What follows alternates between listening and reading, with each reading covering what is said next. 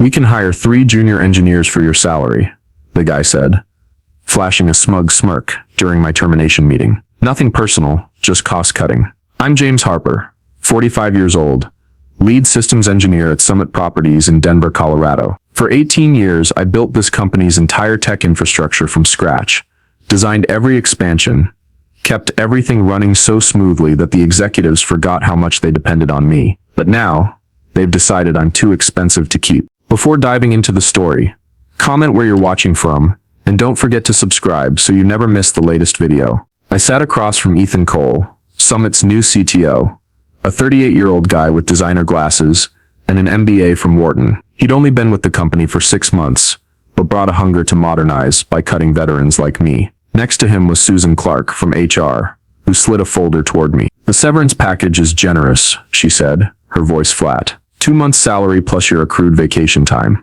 I nodded, took the folder and asked, "That's it?" Ethan looked disappointed, as if he expected me to argue or threaten a lawsuit. "No questions?" he asked, raising an eyebrow. "Most people in your position have concerns, worries." I shrugged. "Seems pretty clear to me." Ethan and Susan exchanged glances, clearly puzzled by my calm, but they didn't get it. I wasn't calm. I was just done with them. There's a difference. Summit's office sits high in a modern glass building in downtown Denver, overlooking the South Platte River sparkling under Colorado's sunlight. From my office window, I often saw joggers along the riverside path, kayaks gliding gently, and sunsets painting the water gold. That view was my sedative, especially after late nights fixing system bugs. Summit Properties, once called Grant Realty, started as a small family business founded by William Grant. When I joined, it managed just 4 apartment complexes, with a tech setup of 2 desktop computers, a fax machine, and a sluggish dial-up modem. William, with his warm smile and sharp eyes, told me, "James, we're growing. I need someone to build us a solid system." I did it, step by step. The system I built is now Summit's heart, handling everything from rental applications and background checks, to automated maintenance requests and rent collection for 62 complexes across 4 states. I wrote critical code myself, set up intricate redundancy and security layers that only I fully understood. I always pushed for a documentation team to record the system's architecture, but management repeatedly shot it down, saying it was too costly, and we'll get to it later. As a result, only I knew how the pieces connected, from deep code to hidden security knots. Once, when a network glitch threatened to crash the payment system, I worked 3 sleepless days, fixing it and saving the company millions in losses. But the executives never knew about those silent battles. They just saw the system worked fine and assumed it was a given. My home is in Aurora, a quiet suburb about 20 minutes drive from downtown Denver. I live with Rachel, my wife, 43, a banker with a smile that soothes me, and our 2 kids, Noah, 20, and Lily, 17. Noah's studying engineering at a nearby university, while Lily's gearing up for college, dreaming of becoming an architect. After work, I retreat to my small wood shop in the garage, where I tinker with furniture. The feel of wood, the hum of the saw, helps me forget office stress. I once made a bookshelf for Lily, and she hugged me, saying it was the best gift ever. Those moments remind me that family is why I push through, no matter how tough work gets. But Summit changed. 5 years ago, when William retired, his son Thomas Grant sold the company to a private equity firm. The culture shifted from friendly to profit-chasing quarterly targets. I started noticing red flags, strategy meetings I wasn't invited to, requests to train junior engineers with no clear explanation. Ethan Cole, with his confident swagger and piercing gaze, was the epicenter of that change. I mentored him when he was an intern, but now, as CTO, he carried a different ambition. Recently, he asked me to train 3 young engineers, led by Brian Walsh, a smart but inexperienced guy. I complied, but I couldn't shake my suspicions. Their questions were so basic, as if they'd never seen a system as complex as mine. I told myself I was still irreplaceable, that no one understood this system like I did. That night, during dinner with my family, Rachel noticed my distraction. "You okay, James?" she asked, resting her hand on mine. I told her about Ethan, about the unsettling signs. Rachel frowned. "You need to prepare, James. They might not need you as much as you think." I laughed it off. "They can't run the company without my system." Rachel didn't laugh. "That might be exactly the problem," she said. Her words kept me up, staring at the ceiling, replaying 18 years of dedication. The next morning, an email from Ethan waited. A performance review, scheduled for tomorrow. Just a routine check-in, he wrote. But the cold tone sent a chill through me. I gazed out at the South Platte River from my office window, feeling a storm coming. That termination meeting still haunts me, though it hasn't happened yet. Ethan Cole's words, "We can hire 3 junior engineers for your salary," are like a warning, a dark cloud hanging over me. I, James Harper, spent 18 years building Summit Properties' tech system, turning it from a small operation into a giant managing 62 complexes. But now, I sense the cold stares, the whispers behind my back, and the bitter truth. I'm being pushed out of the very house I built. It all started when Summit Properties, once Grant Realty, fell into the hands of a private equity firm 5 years ago. When William Grant retired, his son, Thomas, sold the company, and everything changed. Casual meetings with coffee and donuts vanished, replaced by dry financial reports and quarterly profit pressures. I used to think I was indispensable, that the system I built, from lease management and automated maintenance to rent collection, was Summit's backbone. But now, I'm not so sure. The new executives, in their pricey suits and slick business jargon, don't seem to care about what I've done. They just want to optimize and standardize, not grasping that my system is what makes Summit stand out. Ethan Cole, the new CTO, embodies that shift. He's 38, with designer glasses and a Wharton MBA, hired to modernize the company. I mentored Ethan 14 years ago when he was an intern, a bright but impatient kid who wanted everything fast and flashy. Now, as CTO, he carries a near arrogant confidence, and I can't miss the subtle resentment in his eyes when he looks at me. At a recent meeting, Ethan openly suggested replacing my custom system with modern off-the-shelf software. I pushed back, explaining that commercial software couldn't integrate with the complex infrastructure I'd built. The code I wrote, the redundancies I installed. We can't risk customer data just to save a few bucks, I said, keeping my voice steady. But Ethan just smirked. James, you're clinging to the past. Tech today is about buying, not building. The room went silent, and I felt my pride stripped away. After the meeting, I proposed again to form a documentation team to record the system's architecture. I'd made this request dozens of times, but it was always rejected as too costly, or we'll look into it later. This time, Ethan didn't even reply to my email. Instead, he asked me to train 3 new junior engineers, led by Brian Walsh, a smart but green guy. I did it, but their questions, from database access to network structure, were so basic, it was like they'd never seen a system like mine. I started to suspect, why did Ethan want me to train them? Was he planning something worse? That night, I walked along the South Platte River path, where Denver's lights reflected on the water. I come here to think, to find peace amid work stress, but this time, my mind was a mess. I thought about financial pressures, the mortgage on our Aurora home, Lily's upcoming college tuition, Noah's dream of grad school. If Summit didn't need me, what would I do? Rachel, my wife, sensed my tension when I got home. We sat down to dinner with Noah and Lily, but I just stirred my soup quietly. You okay, James? Rachel asked, touching my hand. I told her about Ethan, the software proposal, the junior engineers. They're pushing you out, Rachel said, her voice heavy with worry. You need to prepare. I gave a weak laugh, trying to sound confident. They need me, Rachel. No one else gets that system. But Rachel didn't smile. That might be exactly the problem, she said, her eyes serious. That morning, as I walked into Summit Properties' meeting room, I knew what was coming. Ethan Cole's performance review email was no routine check-in. After 18 years of dedication, I, James Harper, lead systems engineer, was about to be cast out of the company I helped build. But sitting across from Ethan and Susan Clark, hearing their cold words, it still felt like a knife to the heart. We can hire 3 junior engineers for your salary, Ethan said, his smirk making me want to punch him square in the face. Nothing personal, just cost-cutting. I stared into his eyes, forcing myself to stay calm. Susan, from HR, slid a folder toward me. The severance package is generous, she said, her voice flat like she was reading a script. 2 months' salary, plus your accrued vacation time. I nodded, took the folder and asked, That's it? Ethan looked surprised, as if he expected me to fight or threaten a lawsuit. "No questions?" he asked, raising an eyebrow. "Most people in your position have concerns, worries." I shrugged, my voice icy. "Seems pretty clear to me." Ethan and Susan exchanged glances, clearly thrown off by my calm, but they didn't get it. I wasn't calm, I was just done with them.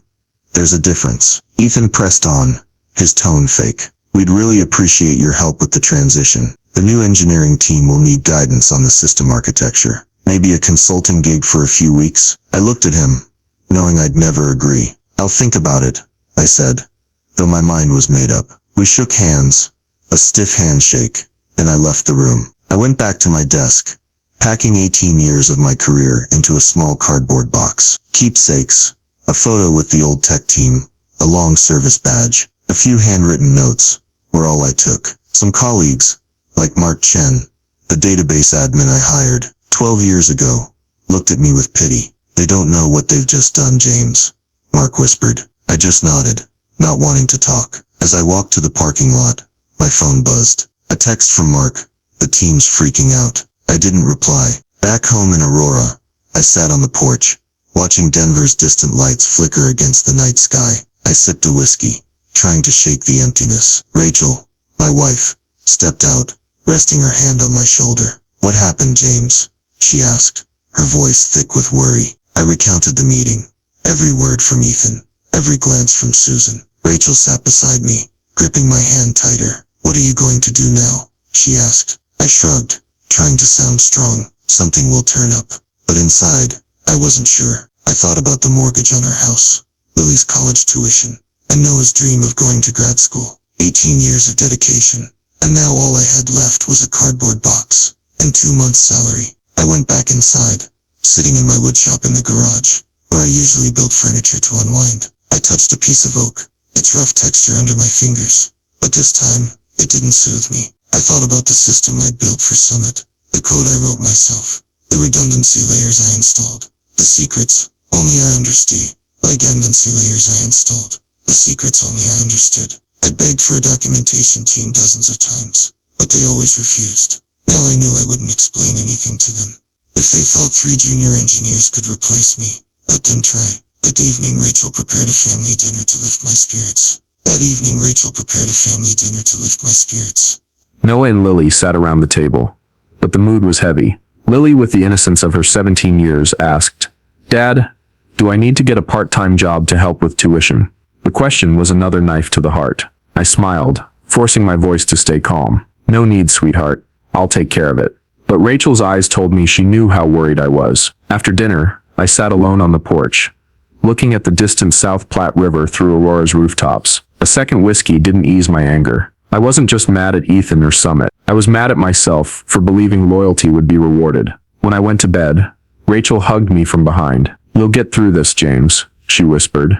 "You always find a way." I nodded, but couldn't sleep. I thought about 18 years, the sleepless nights fixing bugs, the times I put the company before my family. Now it was all just a cardboard box in the garage. I knew I had to move forward, but right now, I felt only emptiness. Summit had turned its back on me, and I'd never forget it. 2 weeks after being fired, I, James Harper, still hadn't adjusted to the emptiness of not going to Summit Properties' office every morning. The cardboard box holding 18 years of career mementos sat in my Aurora garage, a reminder of the betrayal by the company I once called home. I tried to focus on finding a new job, updating my resume, reaching out to old industry contacts. But deep down, I knew the system I built for Summit, the intricate code, the redundancy layers only I understood, wouldn't run smoothly without me, and I was right. The first call came while I was in my woodshop, tinkering with a chair for Noah. My phone buzzed, Ethan Cole's name on the screen. I let it ring, not wanting to hear the voice of the guy who fired me with a smirk. Ethan's voicemail played right after James.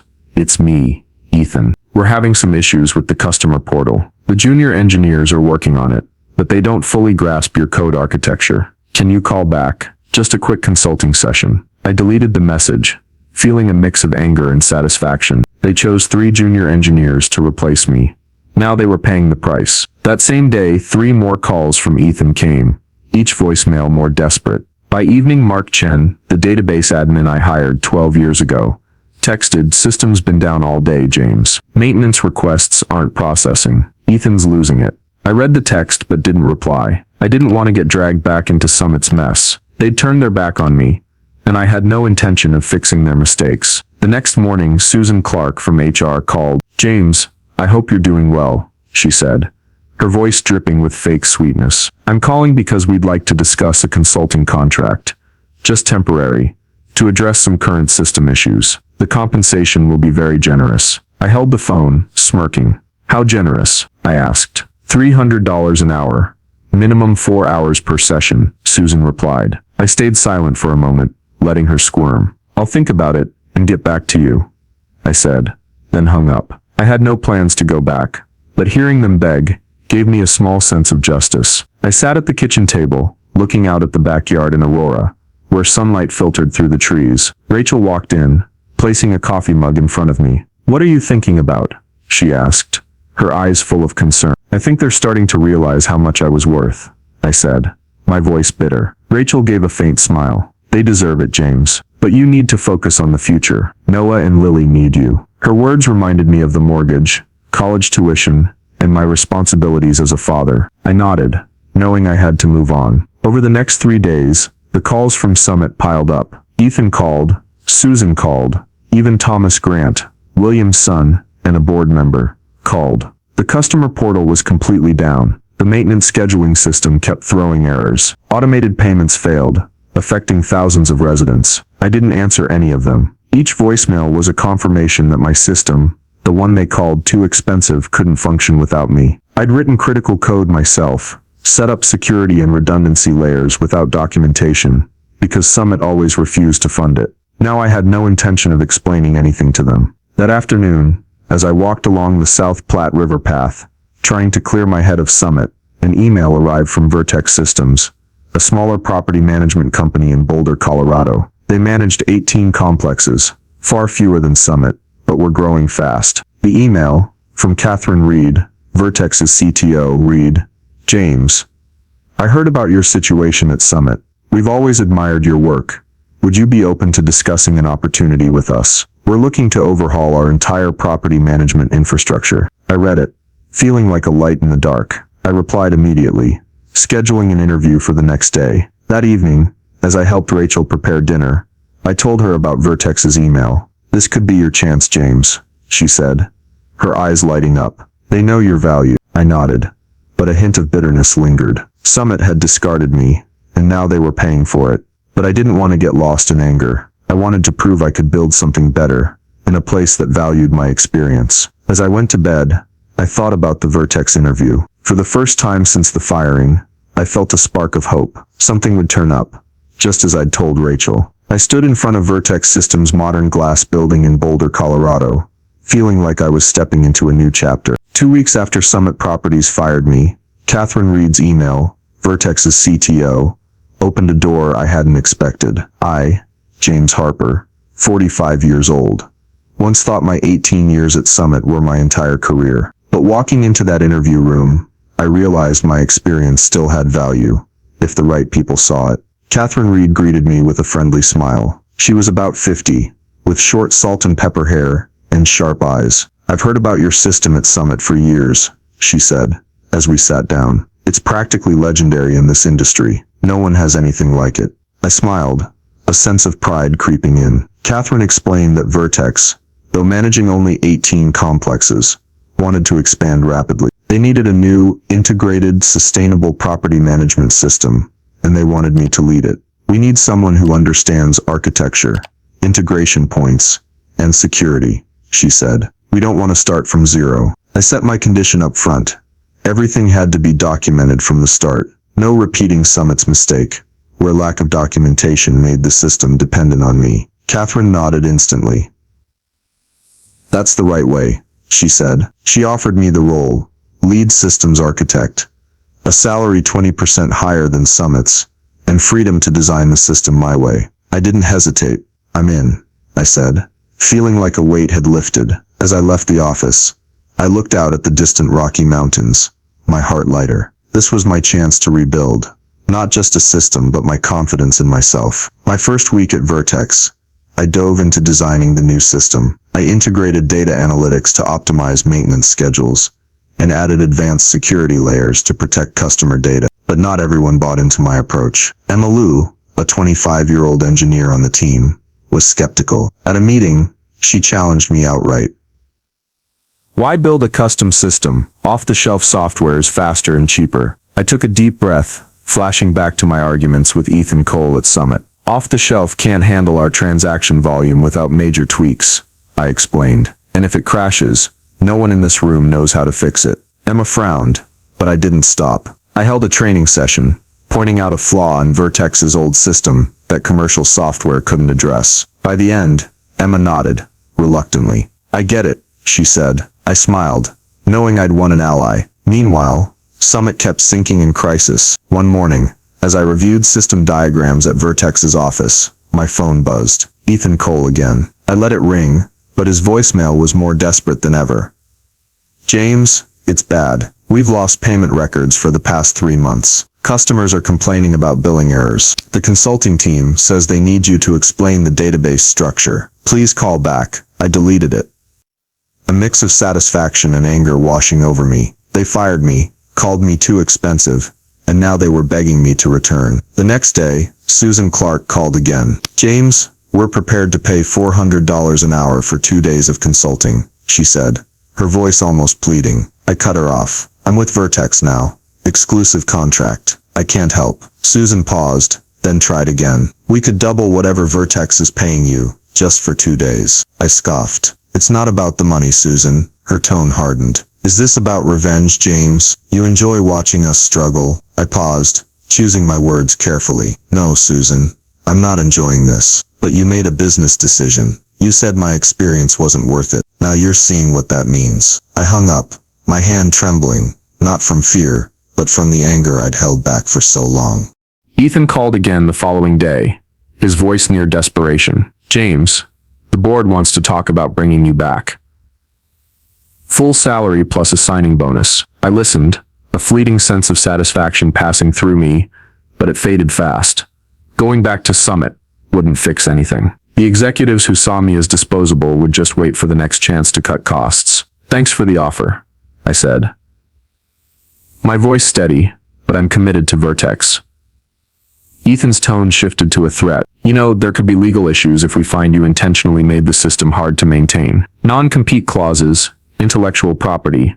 I cut him off. The system is exactly as it was when you refused my documentation team. Every line of code belongs to Summit, per my employment contract. If you want, have your lawyers contact me. I hung up, my heart pounding, not from worry, but from the final surge of anger. That night I told Rachel about it over dinner at home. They threatened to sue you, she asked, eyes wide. Just talk, I said, trying to stay calm. They're desperate. Rachel took my hand. You did the right thing, James. Don't let them drag you back. I nodded, but a sliver of unease lingered. I thought about Noah and Lily, their futures. I couldn't let Summit shake my resolve. Meanwhile, work at Vertex moved fast. I finished the first phase of the new system, and Catherine was impressed. This is what we need to compete with giants like Summit, she said. A week later, Vertex landed a major contract with Rocky Mountain Realty, a client managing over 10,000 units in the Northwest. I led the presentation of the new system to their leadership, explaining how it could scale without sacrificing reliability. When the meeting ended with applause, I felt a pride I hadn't known in years. This wasn't just a new job. It was a chance to prove that my experience still had value. As I drove home, I thought about Summit, about Ethan's desperate calls, and about Vertex, where I was building something better. For the first time since being fired, I felt I was on the right path. I didn't need revenge. I just needed to do my job well, and let the results speak for themselves. I'd found a fresh start at Vertex Systems, where I was building a property management system better than ever. But Summit Properties, the company that fired me for being too expensive after 18 years of dedication, wouldn't let go. The calls from Ethan Cole and Susan Clark grew increasingly desperate, and now even the board was getting involved. They were paying the price for their decision, and I had no intention of helping them fix their mistakes. Things got worse just weeks after I rejected Susan's consulting offer. I was in Vertex's Boulder office, reviewing new system diagrams, when my phone buzzed. Ethan again. I let it ring, but his voicemail was almost pleading. James, it's really bad. We've lost access to 3 months of payment records. Customers are complaining about billing errors. The consulting team says they need you to explain the database structure. Please call back. I deleted the message, a fleeting sense of satisfaction washing over me. The system I built at Summit, with its custom code and complex redundancy layers, couldn't function without me, especially since they refused to fund documentation all those years. That same day, Mark Chen, Summit's former database admin, texted, "James, everything's a mess. Rocky Mountain Realty is about to cancel their contract. Ethan's getting grilled by the board." I read the text but didn't reply right away. I didn't want to get sucked into Summit's chaos. But that evening, an email from Thomas Grant, William Grant's son, and a board member made me pause. "James, I want to apologize for how things went down," he wrote. "The board was misled when we let you go. We're in serious trouble, and losing Rocky Mountain would be a fatal blow. If you're willing to come back, the door is always open." I read the email, feeling a mix of anger and irony. They'd discarded me, and now they were begging me to save them. The next day, I got an even bigger surprise. While fixing a table in my wood shop in Aurora, the doorbell rang. I opened the door, stunned to see Ethan Cole standing there, his designer glasses crooked, his usual crisp suit wrinkled. "James, sorry for showing up unannounced," he said, his voice shaky. "We're in a state of emergency. The entire system's collapsed. Nothing works. The engineering team doesn't know how to fix it." I leaned against the doorframe, arms crossed. "Sounds serious," I said, my voice cold. Ethan nodded, almost begging. "Very serious. The board authorized me to offer a big consulting fee, $500 an hour. Any hours you want." I looked at him, thinking of the cardboard box in my garage, the 18 years I poured into Summit, the words "nothing personal, just cost cutting." I thought about all the times I begged for a documentation team, only to be denied. "I'm sorry to hear about your troubles," I said, my voice low, "but I have an interview tomorrow. Something will turn up, just like I thought." I closed the door, leaving Ethan with a stunned expression, and went back to the kitchen to finish dinner. The feeling of shutting that door wasn't glee or revenge, it was clarity. I didn't want to fix what Summit had broken. I wanted to build something better at Vertex, but Summit didn't stop. The next morning, Susan called again, her voice near panic. "James, Rocky Mountain has officially threatened to cancel their contract. The board is questioning Ethan's decisions. We need you. Name your price. Anything." I kept my voice calm. "It's not about the price, Susan. You didn't respect experience. Didn't respect the effort to build something sustainable. I tried telling you so many times." She went silent, and I hung up. That same day, Mark Chen met me while I was having lunch at a cafe near Vertex's office. He brought a laptop, his face tense. "James, you need to see this," he said, opening a chain of emails he'd found in Summit's system archives. They were exchanges between Ethan and the board, discussing a plan to reduce senior staff, and naming me as the first target. Ethan wrote, "Harper's custom system is unnecessarily complex. He deliberately made himself irreplaceable, not because it was needed." I read it, feeling like I'd been stabbed again. Ethan had planned my firing months in advance, convincing the board they could replace me with junior engineers and off-the-shelf software, saving millions annually. Mark looked at me, his voice low. Ethan was hired to make the company look profitable before a sale. But now, half the IT team has quit, and the consultants say it'll take at least 6 months to restore the system. I nodded, feeling strange. Not joy, but detachment. Summit didn't just fire me, they deliberately erased my value. "Thanks for letting me know, Mark," I said. He gave a weak smile. "Actually, I just quit. Does Vertex need a database admin?" I laughed, the first time that day. "I'll talk to Catherine." I thought about Thomas's email, Ethan's desperate face, what Mark revealed. Summit was crumbling, and I felt no regret. I'd warned them, tried to convince them of the system's value, but they chose the easy path. Now I had Vertex, a place that respected my experience. I just needed to keep doing my job well. When I stepped into the lobby of what used to be Summit Properties headquarters in downtown Denver, it felt surreal. The sign now read, Vertex Integrated Property Management, the new logo gleaming under Colorado's sunlight. Just months ago, I, James Harper, left here with a cardboard box holding 18 years of my career, fired for being too expensive. Now I was back as director of integration,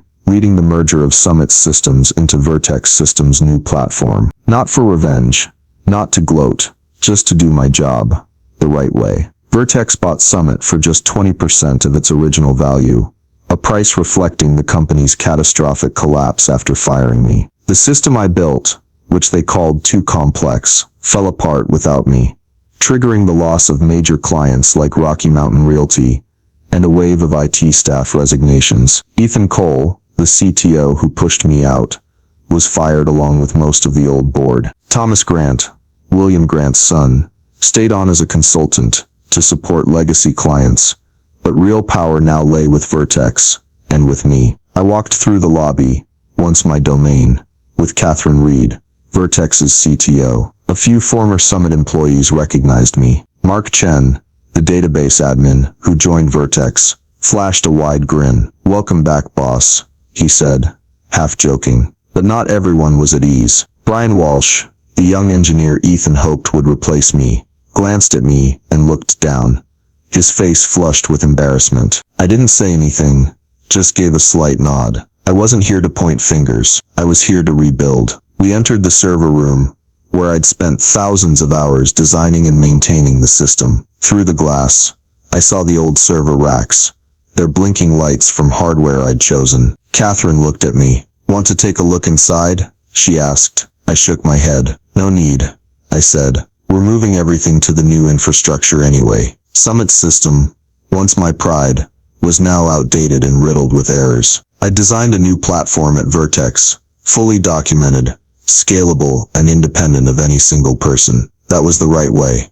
Something Summit never understood. In the main meeting room, Catherine introduced me to all remaining Summit staff and the Vertex team. "Many of you know James Harper," she said, her voice proud. "He built the system that ran Summit for nearly 2 decades. Now he'll lead us in integrating both companies' tech, creating something better than either ever had." I looked around, seeing familiar faces mixed with new ones. Mark and Sarah Kim, a security engineer who also left Summit to join me, nodded in support. Some former Summit staff looked down, perhaps ashamed for staying silent when I was fired. I didn't feel the need to say, "I told you so." It wouldn't help. Instead, I laid out the integration plan, phased data migration, documenting every step, and training the team so no one was left behind. "We won't cut costs by sacrificing quality," I said, emphasizing each word. No one missed the irony. After the meeting, Thomas Grant approached me. He looked tired but kept the polished air of an heir. "James, I want to apologize again," he said. "My father, William,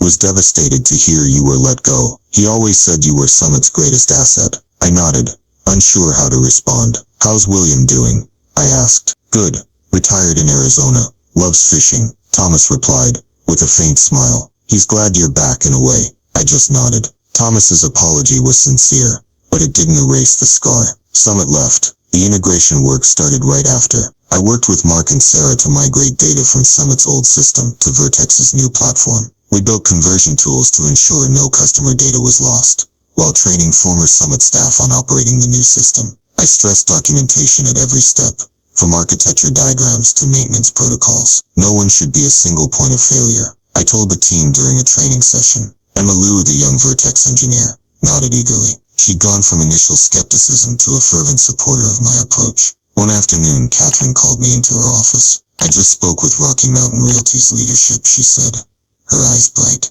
"They're impressed with our new system. They want Vertex to manage their entire portfolio over 10,000 units. I smiled, pride swelling. The new system with full documentation and a trained team had proven its worth. "Thanks for trusting me," I said to Catherine. She shook her head. "No, James, thank you. What you've built here isn't just tech.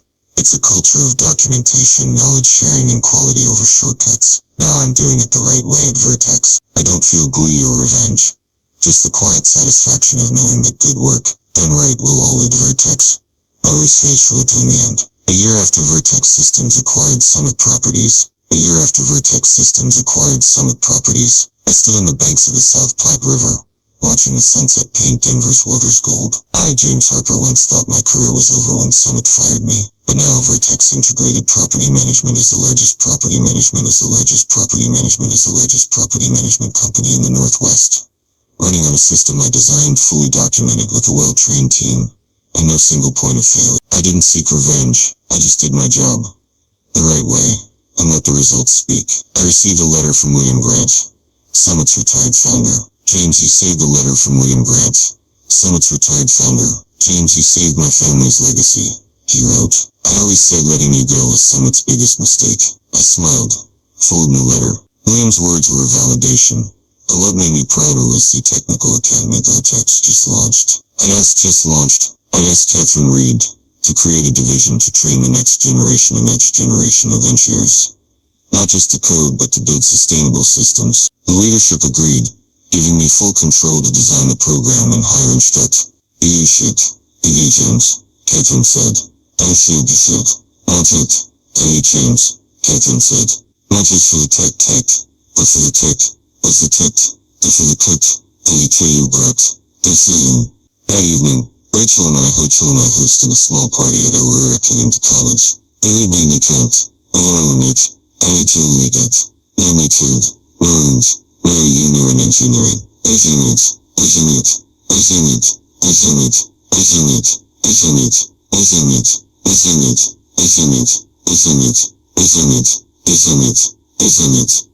Dad, I want to work like you. Build something that lasts, he said. I looked at Noah, then at Lily and Rachel, a sense of peace washing over me. Doing it right matters more than doing it fast, I told my son, echoing the lesson I'd learned. As I drove home from Vertex, I thought about value, of experience, of care, of systems built to endure. I didn't need to prove anything to Summit. I just needed to do my job well, in a place that valued me. The results, like the sunset on the South Platte, spoke for themselves. The story of James Harper, in My Boss Fired Me for Being Too Expensive. After 18 years leading engineering, his panicked calls reflects profound challenges and lessons about the value of experience in today's U.S. workplace, especially amid fierce tech competition and short-term profit pressures. James, a 45-year-old Denver engineer, spent 18 years building a complex property management system for Summit Properties, only to be fired for being too expensive by Ethan Cole, a young CTO favoring cheaper off-the-shelf software. Summit's collapse without James, alongside his fresh start at Vertex Systems, where he built a sustainable system and launched a technical academy, reveals the true worth of experience and diligence. In today's U.S. culture, where tech firms often chase trends and cut veteran staff to save costs, this story warns of the consequences of undervaluing deep expertise. James refused to help Summit, not out of revenge, but because he chose to build a legacy at Vertex, where Catherine Reed valued his talent. The lesson is clear. In America's high-pressure, fast-innovating work environment, individuals must stand firm in their worth, seek workplaces that respect experience, and invest in knowledge sharing, like James did with the Academy. Instead of clinging to the past, as Summit did with its undocumented system, learn from James, focus on quality, build sustainably, and let results prove your value, whether in Denver or anywhere else. Please subscribe to the channel to follow journeys of building lasting value like James Harper's, and thank you for joining us in this story of experience and resilience. See you in the next video, where we'll explore more lessons from those who make a difference.